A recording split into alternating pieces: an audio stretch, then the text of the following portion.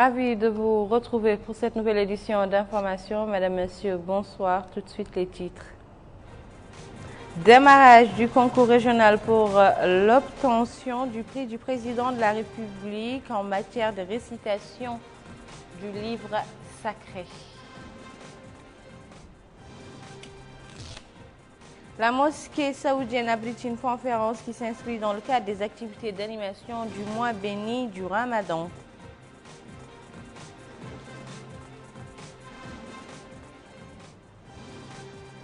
Le président américain Donald Trump atterrit à Singapour.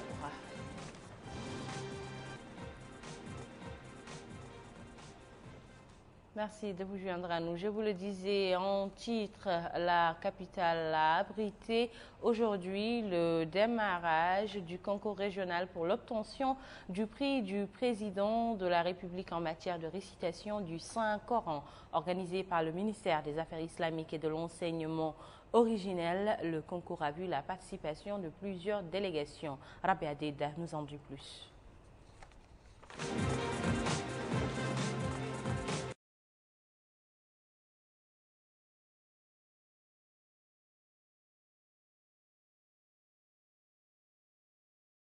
Cet iftar est organisé au profit des ulémas, des imams de mosquées et des travailleurs du ministère des Affaires islamiques et de l'enseignement originel, en signe de reconnaissance aux efforts qu'ils ont déployés tout au long du mois béni du Ramadan. Dans un mot prononcé pour la circonstance, le ministre des Affaires islamiques et de l'enseignement originel, Ahmed Boulahel Daoud, a indiqué que cet iftar reflète l'intérêt accordé par le président de la République, Mohamed Abdelaziz, aux imams des mosquées en tant que leader d'opinion et référence en matière de valeurs et de comportement. Il a ajouté que cet intérêt se manifeste à travers l'importance accordée aujourd'hui au département des affaires islamiques par le gouvernement du Premier ministre Yahya al-Haddamine, conformément à un programme ambitieux visant le développement des affaires islamiques et la propagation des enseignements de la religion islamique basée sur la modération, loin de l'extrémisme. Le ministre s'est en outre félicité du rôle déployé par le département des affaires islamiques durant le mois béni du Ramadan pour faire de ce mois une école dont profitent tous les citoyens. Pour sa part, le président de l'Union nationale des imams de Mauritanie, Mohamed Lemine Ould Mouhoud, a loué le rôle que n'a cessé de jouer le ministère des Affaires islamiques et de l'enseignement originel pour créer un climat d'enseignement permanent au profit de tous les citoyens. Le ministère des Affaires islamiques et de l'enseignement originel a toujours accompagné le mois béni du Ramadan avec l'organisation de tels événements. C'était donc l'élément de l'iftar organisé par le ministre des Affaires islamiques et de l'enseignement originel au profit des imams des Mahadra à l'occasion de ce mois béni du Ramadan. Tout de suite, le reportage de Rabia Deda sur le concours de récitation du Coran, le prix du président de la République. Gagner le prix du président de la République de récitation du Saint-Coran, c'est le but de ces participants venus de 9 pays. Durant 2 jours, ils passeront devant un jury composé de 4 personnes, un Marocain, un Algérien, un Ivoirien et un Mauritanien. Le ministre des Affaires islamiques et de l'enseignement originel, Ahmed Boulahel Daoud, a mis en exergue l'importance accordée au Saint-Coran dans la Oumma islamique, le qualifiant de loi fondamentale de la vie et de source de son bonheur. Le concours de récitation du Coran est un acquis qui s'ajoute aux autres réalisations qui reflètent le grand intérêt accordé par le président de la République à la Mahadra, conscient que la prospérité de la société et de ses valeurs sont tributaires de l'apprentissage des enseignements du Saint-Coran et de la conformité aux valeurs du prophète, paix et salut sur lui. A-t-il ajouté. Le ministre a rappelé par ailleurs les manifestations organisées au cours du mois béni du Ramadan afin d'animer cette période de jeûne à travers la diffusion des sciences islamiques, des valeurs et de la pensée éclairée des érudits. Pour sa part, le directeur de l'orientation islamique, Dr Mohamed Lemine Ould Cheikh Ahmed, a mis en exergue la grande importance de ce concours, inscrivant son organisation dans le cadre de la création d'un lien entre les jeunes et Allah, a renforcé les relations fraternelles entre les pays participants qui sont le Maroc, Tunisie, l'Algérie, le Mali, la Gambie, le Sénégal et l'Afrique du Sud. Ce concours vise à inciter à la lecture du Saint-Coran et à propager ses enseignements au sein des jeunes de la nation islamique, ainsi qu'à faire ressortir le rôle pionnier que joue la Mauritanie dans la vulgarisation du livre sacré au sein de la Oumma islamique et le renforcement des liens de fraternité entre les jeunes musulmans participant au concours. La mosquée saoudienne a abrité une conférence qui s'inscrit dans le cadre des activités d'animation du mois béni du Ramadan organisée par la direction de l'orientation islamique au niveau du ministère des Affaires islamiques et de l'enseignement originel. Les détails du thème d'aujourd'hui avec Melika Nakli. Ce 25e sermon du mois béni du Ramadan a été consacré à une problématique majeure, l'héritage. Le système d'héritage en droit musulman est unique en matière d'équité et de justice. C'est en présence d'une assistance nombreuse réunie au sein de la grande mosquée que l'érudit Ahmed Oulneni a donné cette conférence. Il a déclaré vouloir donner les grandes lignes de cette problématique complexe dont le Coran donne les règles précises et détaillées concernant sa division entre les bénéficiaires légitimes après qu'aient été réglés tous les droits qui pèsent sur le défunt.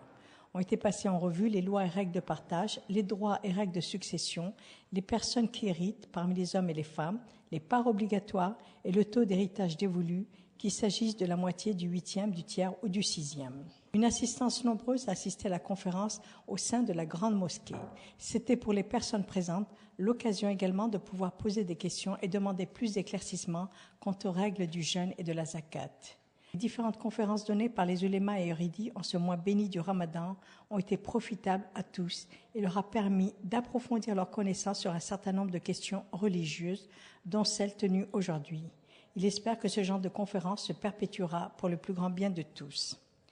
L'érudit Cheikh Oulneni a ainsi pu répondre de manière détaillée et explicite aux nombreuses interrogations posées par les personnes présentes sur le jeûne et la prière et bien d'autres sujets. L'organisation Nour al-Ghamar pour la mobilisation sociale a organisé une réunion de sensibilisation sur les dangers des drogues psychotropes et de l'importance de la propreté dans les zones urbaines au profit de nombreux résidents du quartier El Saada relevant de la Muqata de Toujinin. La présidente de l'ONG, Nouha Mint Mohamed Salah, a souligné la nécessité pour les familles de prendre soin des enfants pendant leur jeune âge et de l'adolescence afin d'éviter les mauvais compagnons et les déviations.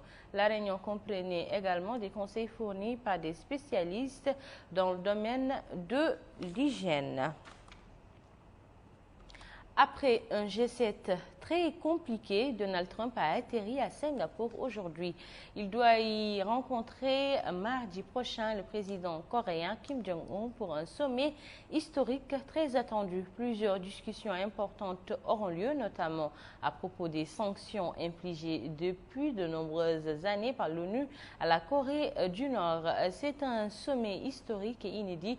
Jamais un président des États-Unis en exercice n'a rencontré un dirigeant nord-coréen. Donald Trump était auparavant au Canada où il a assisté au sommet du G7. Le président américain a fait volte-face contre ses alliés d'Europe et du Canada, retirant avec un tweet son soutien au communiqué final du sommet malgré le compromis qui avait été forgé de haute lutte sur les questions commerciales.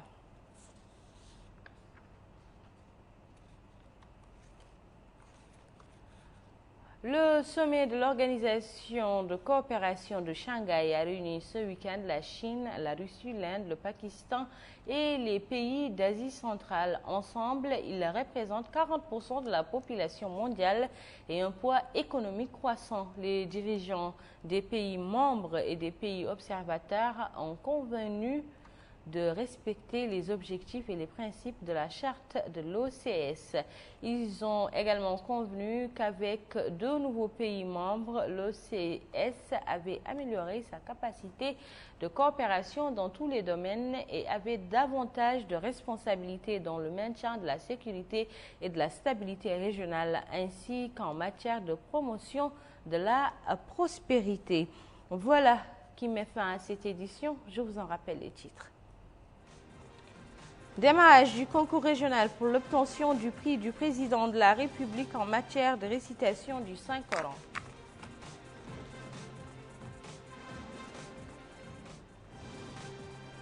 Dans ce journal, vous avez suivi la conférence de presse animée par le Baqi Ahmed Ould Nini qui entre dans le cadre des activités d'animation du mois béni du Ramadan et le thème d'aujourd'hui était centré sur l'héritage. Le président américain Donald Trump atterrit à Singapour après un sommet du G7 très tendu. Voilà, mesdames et messieurs, c'était tout pour cette édition. Merci à vous de nous avoir suivis. Demain, Inch'Allah, vous retrouverez Tislim Taqi. Quant à moi, je vous donne rendez-vous mercredi, Inch'Allah.